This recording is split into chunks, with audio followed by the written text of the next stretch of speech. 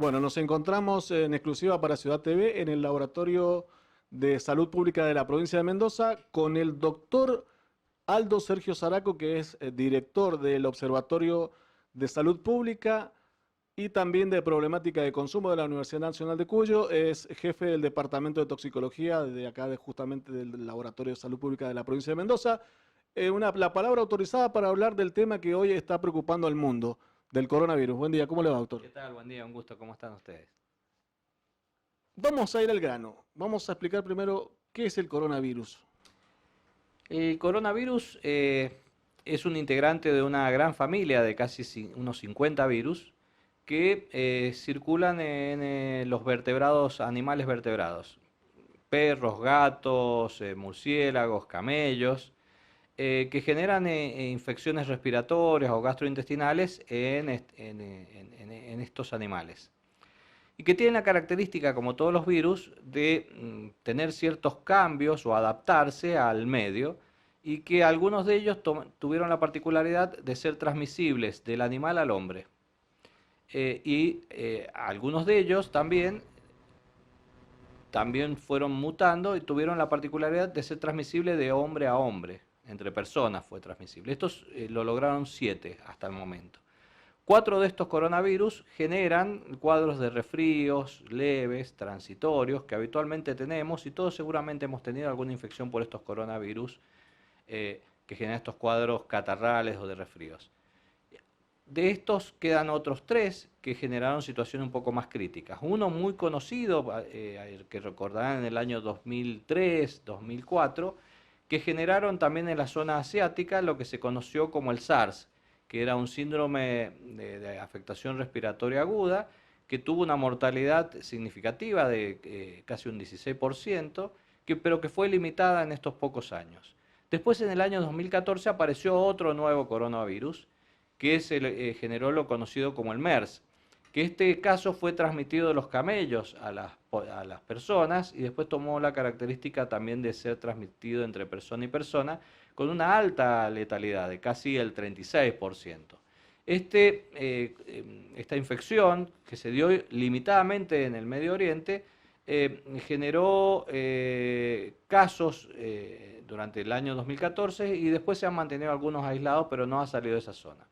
Hasta luego que apareció en diciembre del 2019, donde en la ciudad de Wuhan, en China, aparecieron un grupo de pacientes con un cuadro infeccioso respiratorio que rápidamente hacían complicaciones respiratorias. Esto llamó la atención.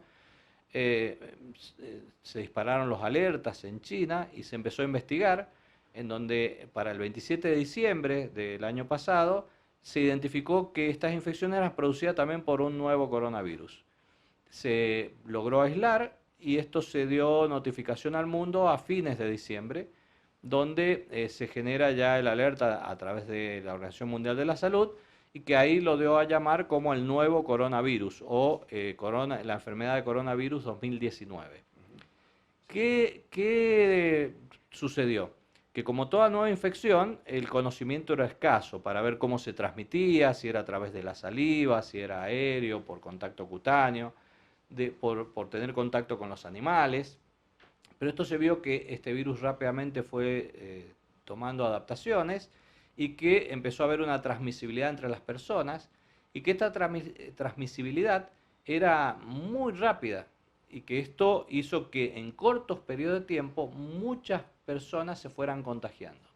Esto rápidamente puso una alerta a la Organización Mundial de la Salud y a las autoridades de China, y tomaron las medidas de contención, cerrar la ciudad de Wuhan con un aislamiento para que esto no se propagara al resto de China, con la gran cantidad de habitantes que tiene. ¿Por qué? Porque genera una gran cantidad de pacientes que requieren servicios de salud, y esto produce saturación de todo el centro asistencial. Al haber una gran demanda de asistencia, empieza a empezar a no dar servicios adecuados a las otras patologías de todos los días. Aquellos pacientes que pueden tener un problema cardíaco, un problema quirúrgico, un problema accidentológico, y los hospitales van a estar saturados atendiendo estos procesos febriles respiratorios, y entonces empieza a haber todo un problema asistencial. Y sumado a que mucha gente, por estar con este cuadro infeccioso, deja de trabajar. Entonces también tiene un impacto económico, es decir, tiene un impacto sanitario económico. Y que se desconocía poco de la mortalidad. Hoy podemos decir con cierta seguridad que es una infección que tiene una muy baja mortalidad, la letalidad es bajísima, nada que ver con el SARS o el MERS. En lo que sabemos es que en la ciudad de Wuhan la media de letalidad que tiene es del 0,7%. Si hablamos en personas menores de 50 años, esta letalidad es menor al 0,4%, es decir, menos que la gripe. Prácticamente no afecta a los niños, no hay casos graves o con complicaciones en niños. Sí, los que se ven más afectados son los pacientes añosos, en donde los que tienen más de 70 años sí tienen una letalidad del 8%, y los de más de 80 años tienen una letalidad cercana al 15%, sobre todo si tienen alguna patología de base como afecciones cardiológicas, respiratorias crónicas como EPOC o diabetes, que ahí son los que se ven más graves. Entonces, primer punto, no es una infección grave desde el punto de vista de letalidad o secuelas que deje. Es un cuadro infeccioso viral, respiratorio, que tiene un periodo de incubación que va de 2 a 14 días, por lo que hoy sabemos, y que empiezan con tos, empiezan con dolor de garganta, empieza con sensación de falta de aire y fiebre. O sea, son signos importantes, que es similar a cualquier proceso infeccioso de la época invernal. Hay algunos pacientes que hacen cuadros más severos, que necesitan internación y asistencia respiratoria, algunos de ellos, sobre todo los pacientes añosos, Sí. pero la gran mayoría son cuadros leves, más de la mitad de los casos son leves, y algunos ni siquiera tienen síntomas, que esto lo hace peligroso, porque no se sienten enfermos, no tienen fiebre, pero tienen la infección y están contagiando a otras personas. Entonces, esto hace que sea muy difícil contener. Por eso el tema de tomar la temperatura en los aeropuertos y demás es muy relativo, porque hay pacientes que están contagiando y no tienen síntomas. Entonces, lo que uno intenta es tratar de contener y controlar esta alta contagiosidad. ¿Por qué? Por una cuestión logística y económica. ¿Por qué logística? Porque como rápidamente se multiplica que una persona enferma contagia a dos, esos dos contagian a otros dos, o sea que ahí tenemos ya 4, después tenemos 16, 32, entonces en pocos días, como hemos visto en Italia o en Irán, empezamos a tener de a decenas o centenas de pacientes que están con un cuadro infeccioso que requieren la atención médica. Esos rápidamente colapsan las guardias de los hospitales y empezamos a tener problemas porque también perdemos la capacidad de poder atender al resto de las patologías que aparecen todos los días, cardiológicas, quirúrgicas, como decíamos. Entonces, estas medidas de contención y tratar de que hayan pocos contagiados es para que el sistema siga funcionando adecuadamente. Y económico, porque estas personas que se enferman, hoy sabemos que alguien que se infectó tiene un periodo de enfermedad de más o menos 2 semanas, que no va a poder trabajar ni hacer sus actividades. Si el cuadro es moderado o severo, puede llegar hasta 6 semanas de inactividad, es decir, que a una persona que se infecta, que se enferma, va a estar casi un mes sin trabajar. Esto tiene que ver con el lucro cesante y la respuesta de servicios. Consecuencias económicas. Entonces la pregunta es, ¿quién nos va a brindar seguridad? ¿Quién va a manejar los colectivos? ¿Qué docentes van a dar clases? ¿Qué médicos nos van a atender? Exacto. Entonces todas las medidas apuntan a que hayan pocos contagiados, porque si hay pocos contagiados, vamos a poder hacer que el sistema de salud preste los servicios como está preparado y entrenado para darlos habitualmente, que los servicios generales como es transporte, seguridad, salud, educación, sigan funcionando adecuadamente con los que van teniendo enfermedades, pero que no sea masivo, y que también tengamos menor cantidad de pacientes de la edad de riesgo, es decir, los añosos, con riesgo de mortalidad. Entonces, este es el objetivo. No es generar un pánico, un temor por la gravedad en sí de la letalidad, sino porque tiene estas características y que por ahí pueden haber afectados secundarios, no por la infección, sino por este compromiso que tiene en lo que hace al funcionamiento de una sociedad. Y ahí es donde tenemos que tener este cuidado. ¿Por qué están rápidamente transmisibles? Tal vez por las características del virus, y lo otro porque es un virus nuevo, entonces ninguno de los que estamos sobre la Tierra tenemos anticuerpos sobre este nuevo virus, entonces rápidamente nos vamos a contagiar. ¿Esto qué hace? Que una vez que vamos teniendo contacto con esto, se va a generar una resistencia en la población hacia este nuevo virus y que se viene trabajando en una nueva vacuna y se verá si realmente se justifica o no, porque a veces cuando no son infecciones que ponen en riesgo la vida, el costo-beneficio no se justifica porque es un simple cuadro infeccioso banal que no tiene riesgo, así que esto lo irá dando el tiempo.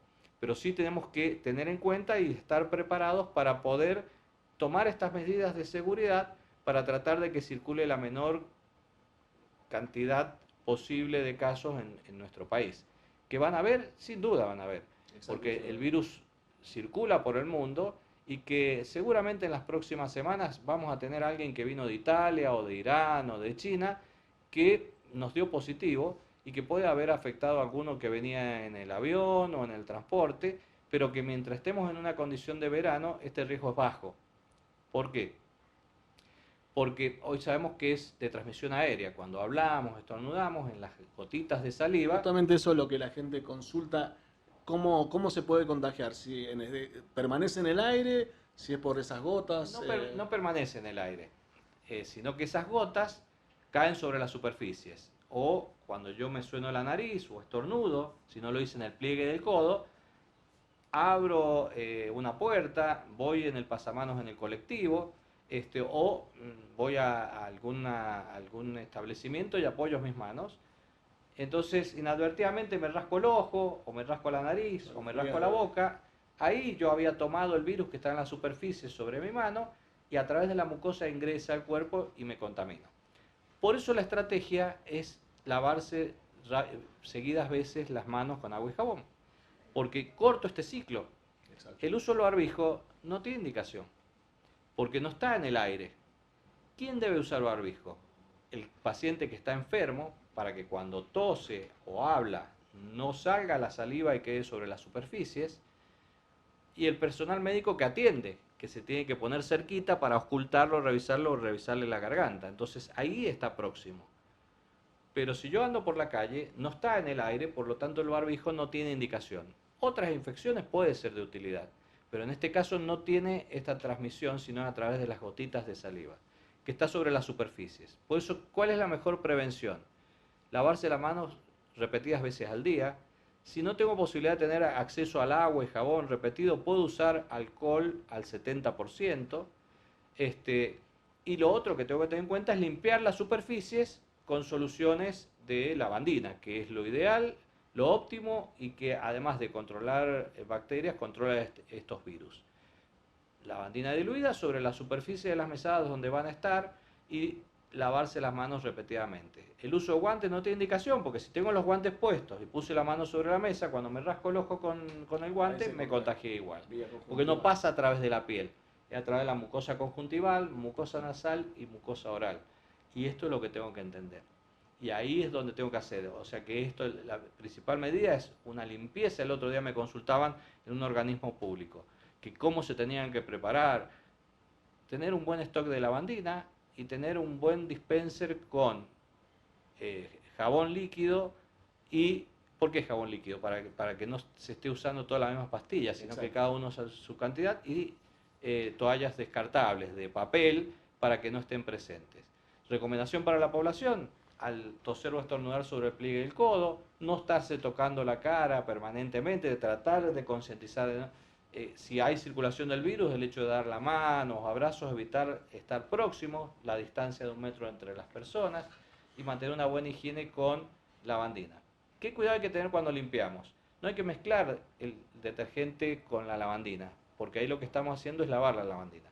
Lo que hacemos primero es limpiar la grasitud y la tierra con agua y jabón, y una vez que limpié y quedó bien limpio, paso un trapo con lavandina diluida y lo dejo actuar. En 15 minutos exterminó todos los gérmenes que podían estar sobre la superficie. Ahora que comenzaron las clases, doctor, y bueno, también en las instituciones públicas que son muy concurridas, por ejemplo los bancos, las municipalidades o esta institución misma, los cuidados que hay que tener con respecto a la limpieza por parte de la gente del personal, y los padres también se preocupan porque sus hijos van a los colegios. ¿Cuál sería la prevención que tiene que tener, por ejemplo, el padre que manda al hijo al colegio? como todos los inviernos. Este invierno vamos a tener gripe, vamos a tener las enfermedades propias del invierno. Entonces, tomar todas las precauciones del lavado de manos y la higiene adecuada con este sistema que habíamos dicho de limpieza y después la lavandina. Y lo otro, como vamos a tener gripe, recordémonos que sí tenemos un elemento de protección que es la vacuna antigripal.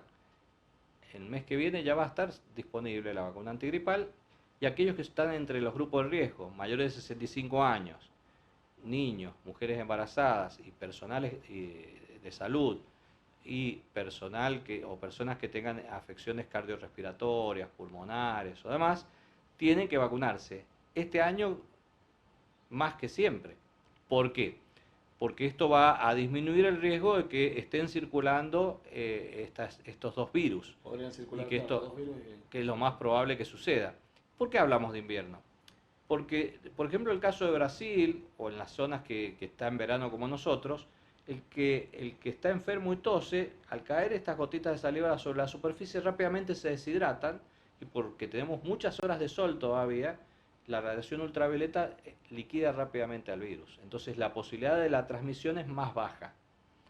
A medida que empieza a avanzar el otoño-invierno, hay menos radiación solar, hay más humedad, más frío, entonces el virus puede permanecer días hasta una semana o más sobre la superficie. Es decir, que yo fui a una oficina donde todos están sanos, pero ayer alguien tosió sobre la superficie, no fue limpia, y que yo puse la mano sobre esa superficie y me rasqué el ojo, me puedo contagiar. Y esto hace que, ¿por qué en las zonas de invierno hay más circulación? Fíjese usted que en el norte de Italia es donde está el brote hoy, no en el sur de Italia, por una cuestión de luminosidad y de diferencia de temperatura. Hoy lo que nos protege es esta condición de luminosidad y de temperatura que hace que no estén las condiciones propias para que el virus perdure en el tiempo. Pero a medida que vaya avanzando, esto lo va a hacer más sostenido en el tiempo, y por eso dentro de las hipótesis que se vienen manejando y que tenemos que tener en la realidad, es que va a circular como en el resto del mundo el coronavirus, porque hay circulación de personas, aviones, transporte distinto, y que vamos a tener casos aislados seguramente en las próximas semanas de visitantes, pero a medida que vaya avanzando el invierno, este caso se puede hacer más generalizado, que será de más o menos impacto dependiendo de los hábitos y cuidados que tengamos todos los ciudadanos, de tratar de tomar estas medidas muy simples, que es lavarse las manos con agua y jabón, evitar de tocarse la cara, evitar concurrir a espacios que sean muy concurridos, que son las acciones que se han tomado en Italia, como suspender las actividades deportivas, teatros, escuelas, universidades, para disminuir estas aglomeraciones de personas, para disminuir y cortar, porque una vez que pasó el ciclo de la presencia del virus, esto va a ir decayendo paulatinamente y lograr que la gente, si se infecta, se vaya infectando a poquito, para que vaya dando posibilidad que el sistema de salud lo absorba, lo asista sin que se vea saturado. Pero si esto no cumple esta norma, vamos a tener una gran ola que va a saturar los sistemas asistenciales, y esto va a poner en riesgo lo que hace a las prestaciones, no para el que tiene la infección, como habíamos dicho, sino para toda la ciudadanía que requiera una atención de salud por cualquier afección de otro tipo. Entonces, en esto se viene trabajando, y el Ministerio de Salud de Mendoza viene con una experiencia que ya tiene de cuando fue el 2009 con la influenza A, que los hospitales empezaron a trabajar con un sistema dual, en donde permanecía el hospital para las patologías habituales, y se habilitó toda un área específica para asistencia y atención para estos cuadros febriles, cosas de no afectar la atención de los pacientes con este tipo de patologías habituales, y que recibieran atención los que tenían la infección. Doctor, al ser una enfermedad de tipo viral, el tratamiento es paliativo, o sea, digamos que los síntomas se tratan. Se trata la fiebre con antitérmicos tipo paracetamol, aquellos que tienen cuadros graves con oxígeno o asistencia respiratoria, sobre todo en los pacientes añosos, y depende mucho del estado inmunológico de las personas. Por eso tienen que estar vacunados, tener una buena alimentación, una buena hidratación, que estén dadas las mejores condiciones para que el sistema inmunológico pueda dar respuesta y que uno, si es infectado, tenga un cuadro leve que es banal y en el lapso de 2 semanas otra vez está en su actividad laboral normal. Bueno, por último, doctor, transmitir a la población que no haya miedo y de hecho la escalada de miedo produce pánico. Sin duda.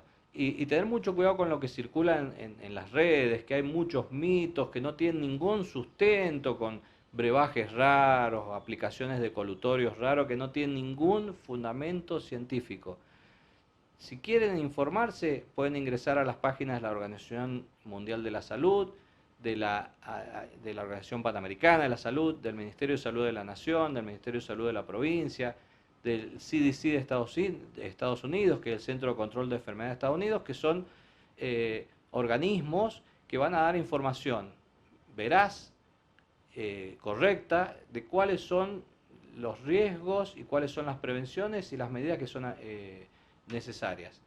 Como decíamos, se viene trabajando en una vacuna, hay ya en una etapa ya de evaluación en primera fase, hay 4 fases para que salga, pero esto va a depender de las características que tome, si realmente se va a justificar que haya una vacuna que se ponga dentro del calendario o no, de acuerdo al ciclo y las características. Pero cuando son afecciones de bajo impacto de letalidad como esta, y que se da por brotes y que no haya una circulación mantenida, probablemente no sea necesaria esa vacuna. Si toma otras características, por esto que decíamos que los virus son tramposos, mutan y toman otras características, pero mientras hoy se mantenga en esta circunstancia, lo que decíamos es una infección que tiene una alta implicancia del tipo logístico y económico, por el impacto que tiene de velocidad de multiplicación y de gente que queda afectada por un tiempo y que esto afecta a lo cotidiano, pero que no tiene un impacto en lo que hace a la gravedad en sí de letalidad como ha tenido otras infecciones, la misma gripe, por ejemplo, y por eso que uno insiste en la vacunación, o el sarampión, que hacía 20 años que no teníamos casos en Argentina y ya hemos tenido un muerto por sarampión, donde hay una vacuna que es gratuita y que esto realmente no tiene justificativo. Entonces, tengámosle temor al sarampión, que sí tiene una alta letalidad, tengámosle temor a la gripe, que tiene una mayor letalidad que el coronavirus, y que es evitable con una vacuna que en los grupos de riesgo también es gratuita, es provista por el Estado. Entonces, aprovechemos esto y estemos preparados para poder dar una respuesta y ayudar a nuestro sistema de salud, tratando de que haya la menor cantidad de contagiados posibles. Entonces, digamos, la mejor prevención, aparte de la asepsia, es la información. La información. Y tener mucho cuidado con todos los elementos que por ahí no tienen un sustento lógico. Vayamos a la fuente de los organismos confiables que nos van a dar la información real. Acá nadie oculta nada, esto es totalmente transparente y que la información que se da es con lo que se va viendo y aprendiendo, porque es una infección nueva, pero todo el mundo está trabajando y viendo qué pasa en los distintos países y de acuerdo a las características que va tomando este proceso infeccioso, son las medidas que se van llevando adelante, que se informa inmediatamente a toda la comunidad. Bueno, doctor, muchísimas gracias y muy gentil por brindarnos esta tan clara explicación sobre coronavirus para que la gente que nos está viendo, que nos está escuchando, sepa que no tiene que tener miedo, pero sí prevención. Es la mejor forma que podemos ayudar y que todos podamos tener una correcta asistencia, cuidado y que siga funcionando normalmente nuestras actividades diarias. Ciudad FM 90.5, donde vive tu música. Sonido e imagen.